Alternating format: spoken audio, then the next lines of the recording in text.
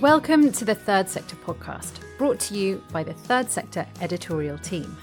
In this episode, we'll be asking what the much-touted impact economy actually is and the role the voluntary sector should be playing in it. We'll also be exploring the current context for refugee support charities. I'm your host, Lucinda Rouse, and I'm joined by Emily Harle. Good morning. And Emily Burt. Hello. This is our monthly episode where we don't have a guest joining us. It takes the form of an editorial team meeting in which we consider a few recent stories we've been covering that have raised some interesting points. Emily Harle, we'll start with you. You came up with the idea to convene a special event quite a few months ago now for charities working in the refugee and migration space. It has just taken place. Tell us about it and why you felt the time was ripe. I decided to convene the discussion after Third Sector reported a number of charities working in the refugee and migration sector were having to implement some extreme safety measures to keep their staff safe as the UK faces an unprecedented rise in far-right rhetoric and violence. Anecdotally, we felt the effects of this across the UK. We had the Southport riots last summer, which affected towns and cities across the country and were fuelled by misinformation. And just a couple of months ago, we saw the largest far-right demonstration in UK history take place in London, with an estimated 150,000 people attending, though some believe this figure was much higher. So we brought together a group of leaders and senior executives working in the refugee and migration charity sector for a Chatham House discussion about the challenges posed by rising anti-immigrant sentiment. Chatham House means that we can report on what was said, but not on who said it or who was in the room. Mm-hmm. We covered a lot of ground, but I was particularly shocked when leaders began recounting their staff's experiences. One leader said that their staff had had their cars chased down when they were visiting hotels where asylum seekers were based, and that their staff had had racial terms thrown at them as well. And multiple people in the room mentioned that their staff had received horrifyingly threatening emails. Another mentioned that their organisation had been listed as a target on a far-right online forum. And this seemed to be quite a recognisable experience to others in the room. It was a really, really bleak discussion. Emily B., you were also present. I'm curious to hear what you thought of the 2-hour conversation.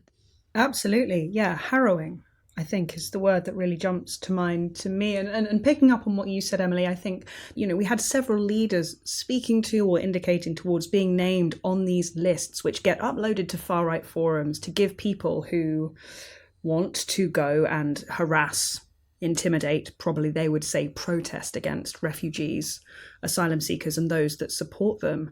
These lists are put online, they are circulated to give these hostile people directed targets and, I suppose, that ability to coordinate their hostile racist action against these organisations that they disagree with.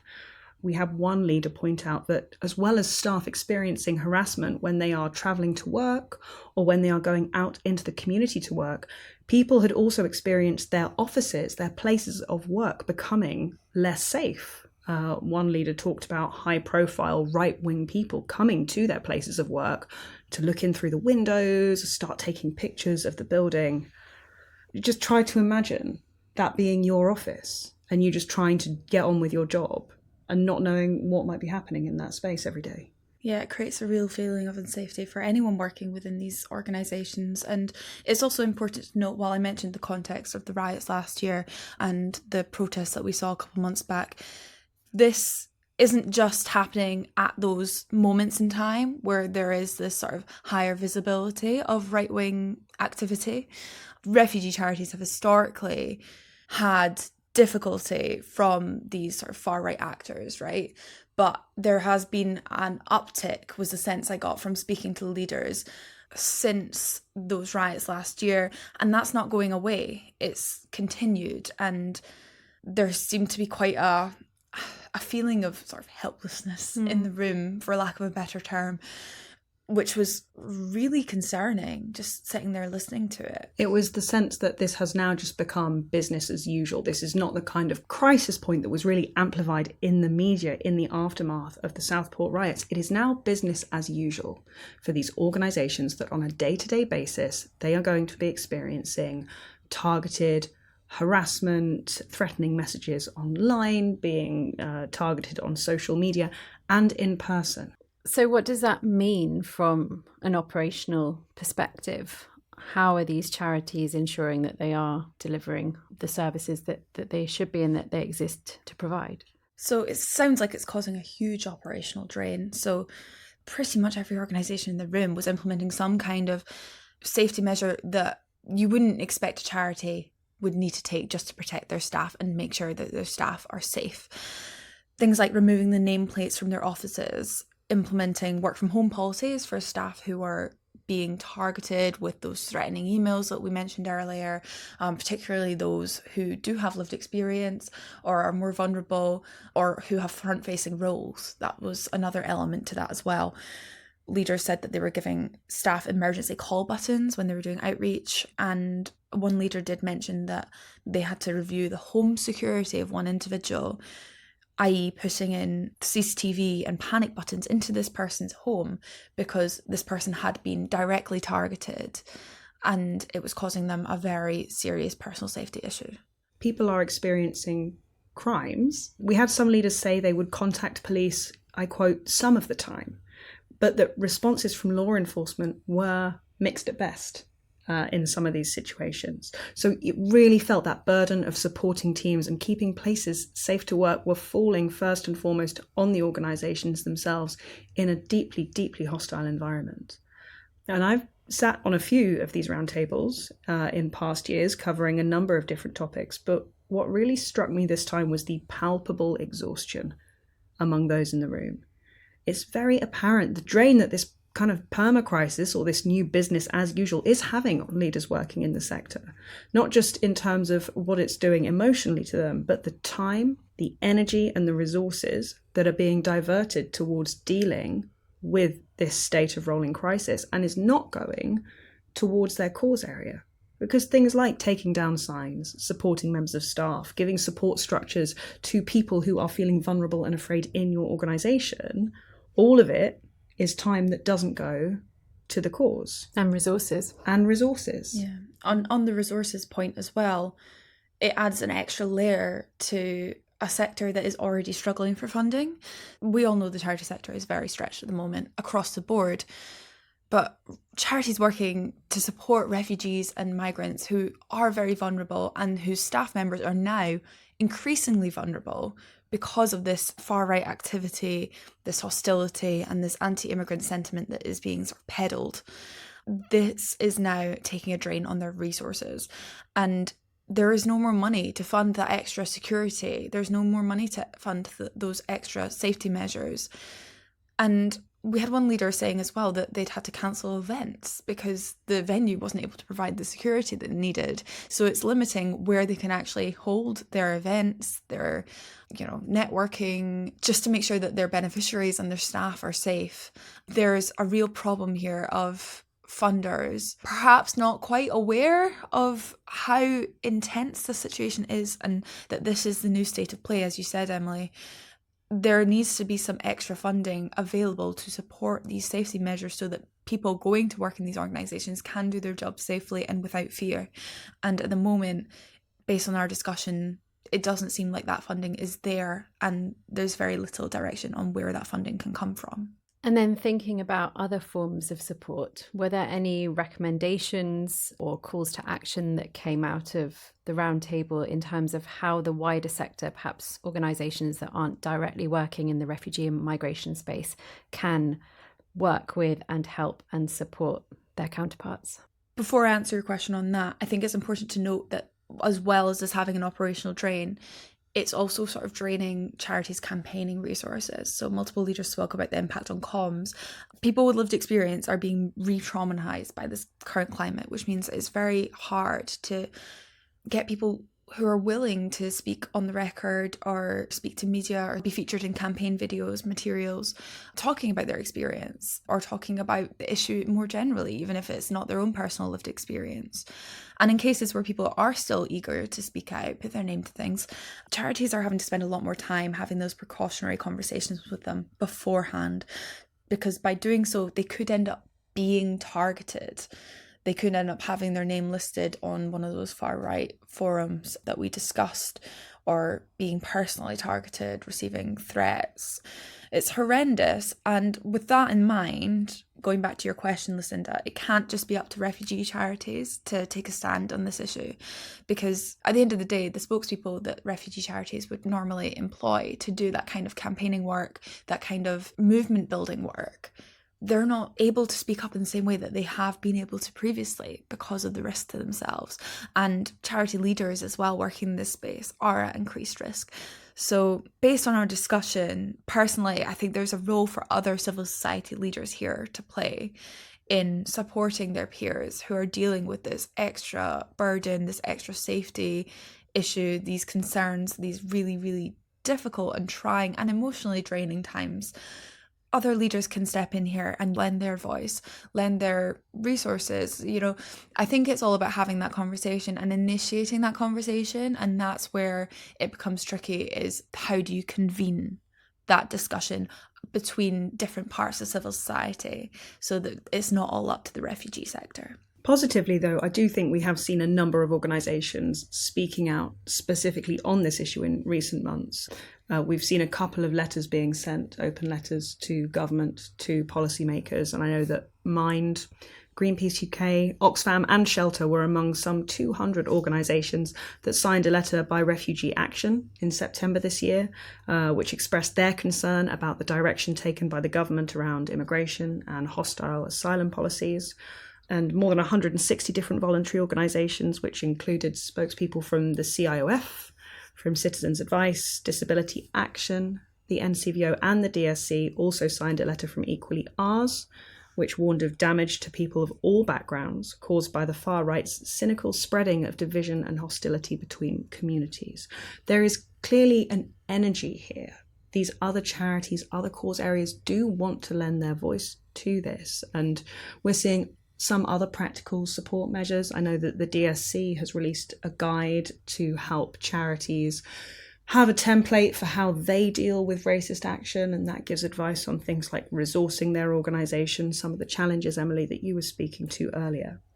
But something that I also come back to here that I think the roundtable leaders spoke about is the importance of a proactive, not a reactive communications approach, and civil society leaders organising themselves in a way that presents an alternative to the toxic narratives being perpetuated by the far right, rather than just hitting back against it as those narratives developed. There has to be a way for civil society to take the reins here and to actually start leading this story rather than responding to it.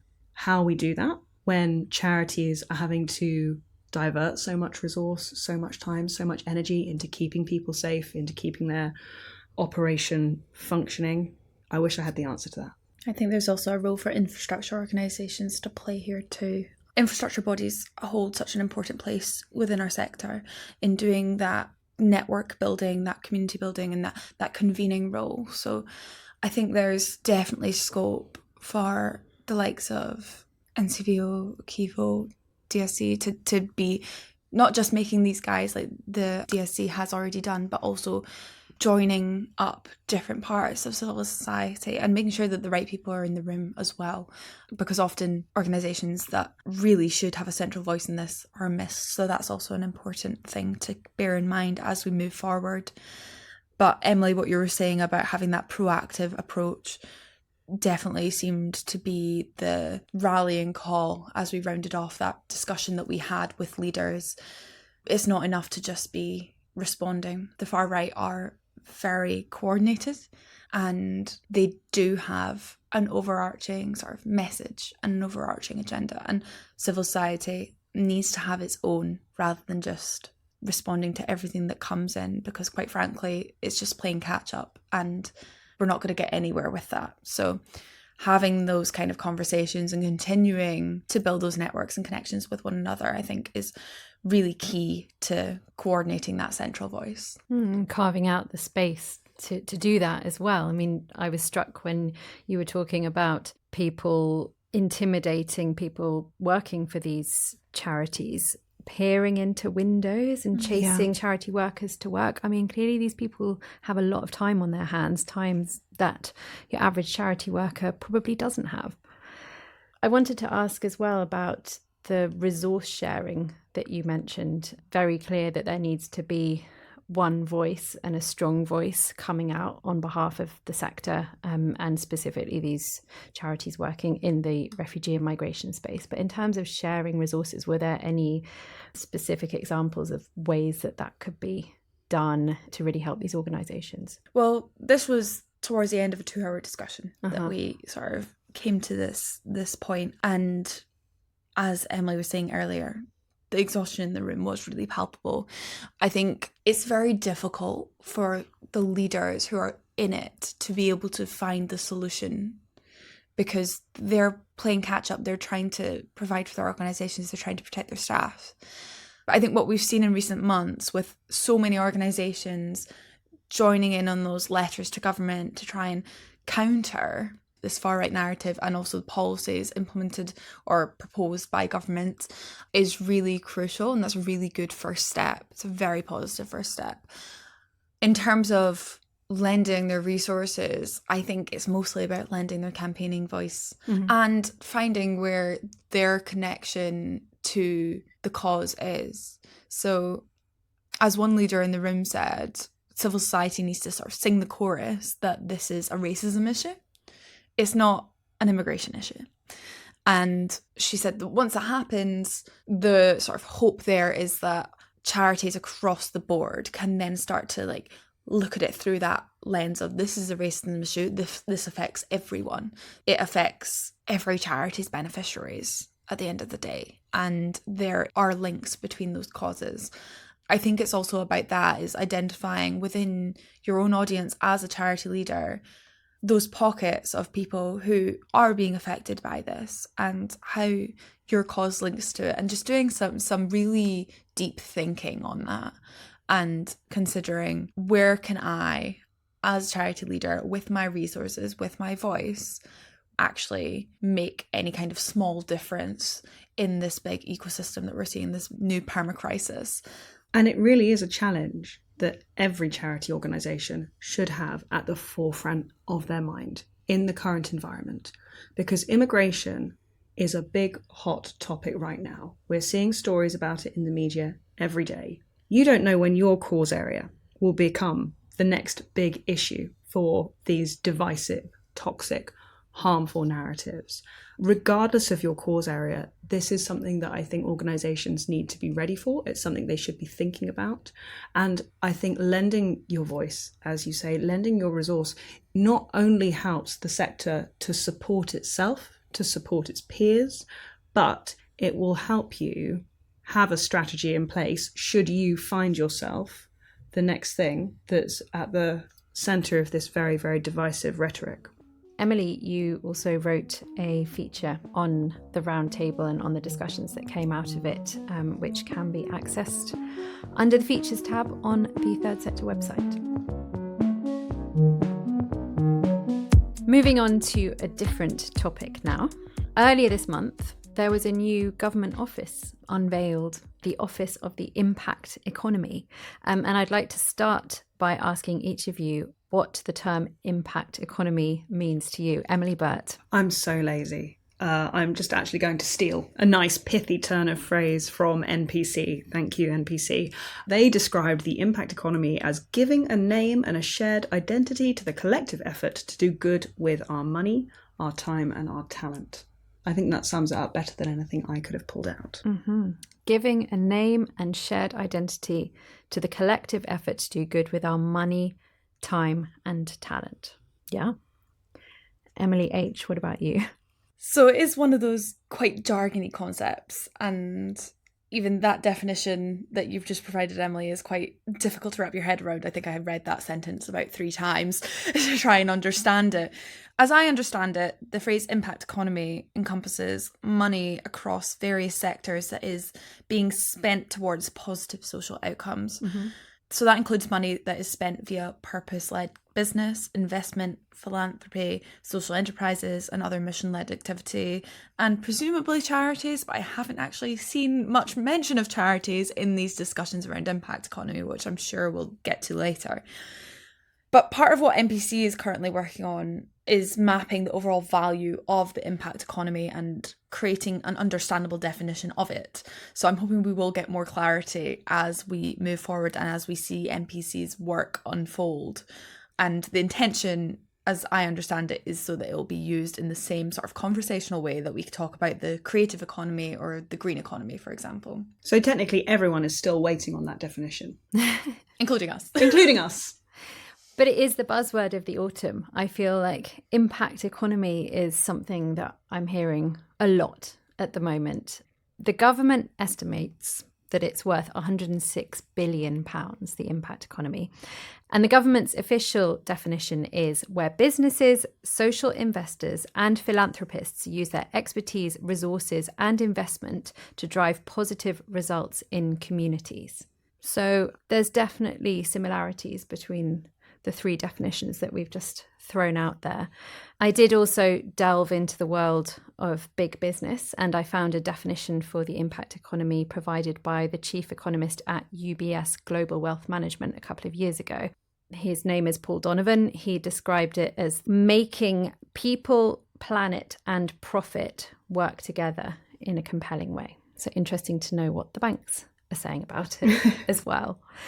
So why are we talking about this now? As I just said, the government this month unveiled a new office for the impact economy, and it aims to grow the impact made by social investors, philanthropists and purpose-driven businesses through partnership with government. And government, through this office, is providing a single front door for these various stakeholders to come through to invest their money, to unlock resource in order to drive positive change and social good in our communities. And there's also a strong emphasis on making every pound of public funding work harder. So it's very much a case of partnership, and it's a case of match funding between private philanthropists and investors and the government, which seems to be an excellent idea at this time of resource scarcity, when the government is certainly making noises about being completely broke, when charities are in an age of unprecedented demand, compounded by the problem of dwindling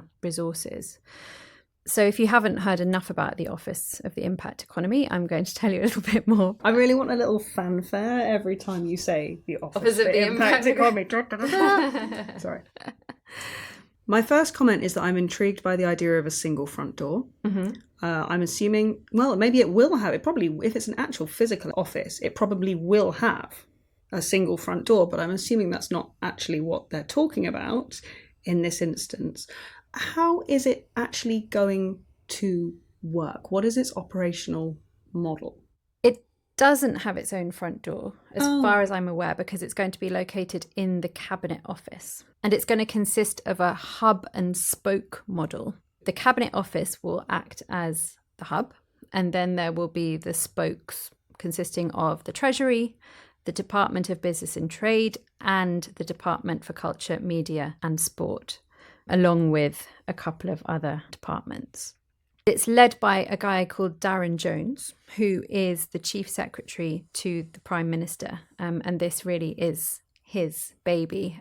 It's an idea that he's been working on since he was the Chief Secretary of the Treasury, and he said that truly meaningful and long-lasting impact is created when government empowers communities, specifically those who know their local area, the people, the problems, and the opportunities inside out. So I think that is where charities come in. I'd be curious to see how they plan to actually engage with charities on the ground. As we have already discussed a bit today, charities are run off their feet. Where are charity leaders going to have the time to engage with this sort of intangible concept and be able to see difference within their own communities in a way that will actually make it worth their while? Very good question. I think there are obvious contenders to take the lead in this on behalf of the charitable sector. So the Charities Aid Foundation has been calling for an office for the impact economy for a long time now. Neil Heslop, the chief executive of CAF, is definitely optimistic about what this will bring. He sees it as a very important opportunity for the charitable sector, but he is stressing at this point that voices of charities need to be heard and recognised.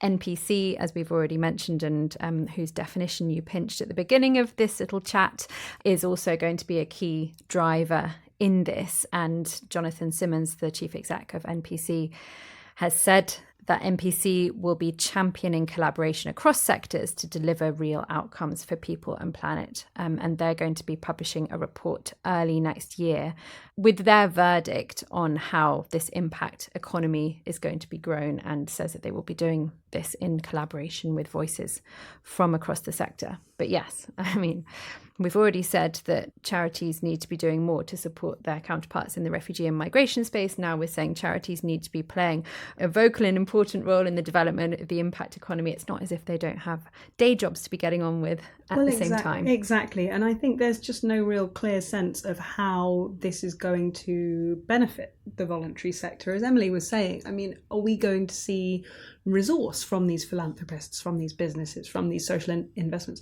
Do charities get more funding in exchange for their local sector knowledge, for that vital expertise, which is going to be a crucial part of this if it is going to be successfully developed? And I think that's the thing that I keep sticking on in my own mind. My understanding is that that is definitely the plan, but certainly in the kind of press releases around this, it's very much a focus on communities rather than charities specifically. I thought it was very interesting that Polly Neate, formerly chief executive of Shelter, delivered a very interesting talk at the NPC Ignites conference that took place recently. And she really stressed in that the government cannot build an impact economy without civil society, because civil society has the knowledge and experience without which this whole initiative will fail. And she also said that charities need to be actively consulted to advise on the strategy as well as the implementation of these solutions when the time comes for the cash to be dispersed. And she made the pertinent point that it's quite difficult for civil society and government, and I guess these private investors and philanthropists, to sort of all be on an equal footing when there is one side that very clearly has all the cash, and that's not the charities, is it? No, it's not. And in my view, that's a similar sticking point to what we've sort of seen with the civil society covenant. I think every time we discuss a civil society covenant with charity leaders or anyone in the sector really, there's always this, oh, it's early days and we're not quite seeing things yet. We're not quite seeing the commitment yet, but it's early days. At what point do we acknowledge that we're not at early days anymore? The covenant was released in summer and we're about 6 months in. So at this point, you would really hope to be seeing the principles of that partnership between civil society and the government really playing out and visibly playing out. I think that's the concern, is there is not much visibility around the discussions that are being had with civil society, if they are being had. So whenever we do talk to leaders in the sector about the covenant, there's a lot of, we don't really know yet. We're not really seeing it yet. So how does that play in to this new impact economy idea, the new sort of catchphrase of the autumn, for lack of a better term? How are we making sure that the covenant's principles are really embedded in the way that civil society is being engaged with throughout the entire process of implementing this new hub, and make sure that charities are not just being consulted on the outcomes, but also on the model itself? I think that's the thing we could really use some more communication around from the government. Well, I was reading through the various government releases that came out at the time of the launch of the office, and one of them said that the government will be running a co-design process with external stakeholders to shape how the office will work. So I think we shouldn't be judging something before it's even got off the ground. But definitely asking the questions is no bad thing, and working out how this is going to be monitored, very much as the Civil Society Covenant. That was a big question raised at the beginning, at the launch in the summer, of who is going to be monitoring progress with this? How are we going to be reporting on it? What exactly are we going to be reporting on? Still lots of questions that remain needing to be answered.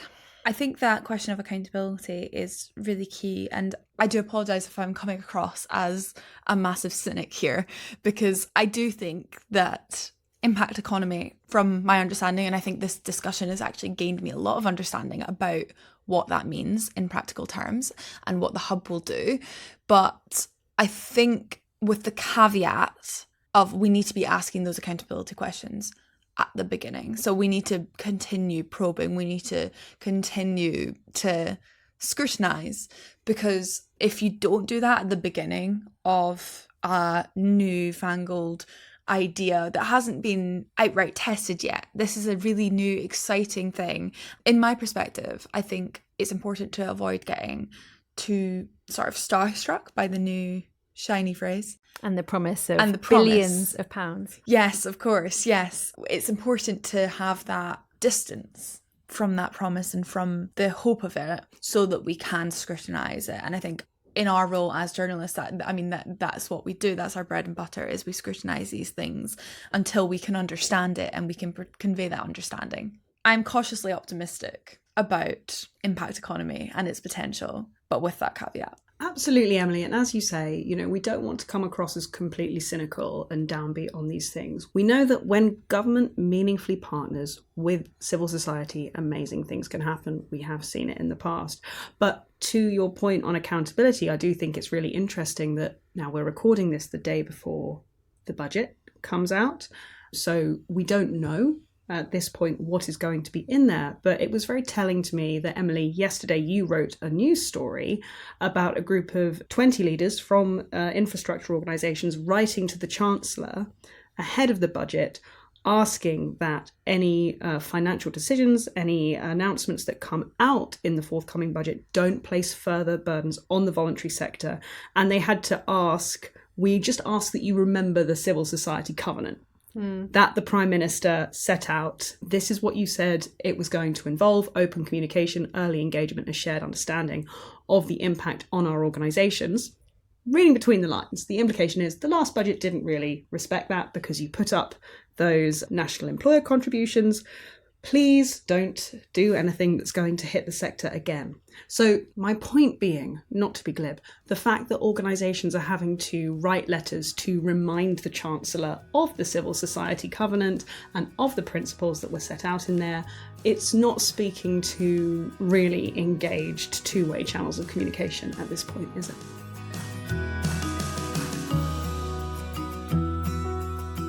We hope you enjoyed this editorial episode. We'll be back again with another team meeting in the week before Christmas. Next week, we'll be back with our usual guest format, and we'll be joined by Akivo's Chief Executive, Jane Ide, to consider some of the most pressing issues of the moment. But for now, from all of us at Third Sector, thank you for listening. Our studio producer is Jude Owen.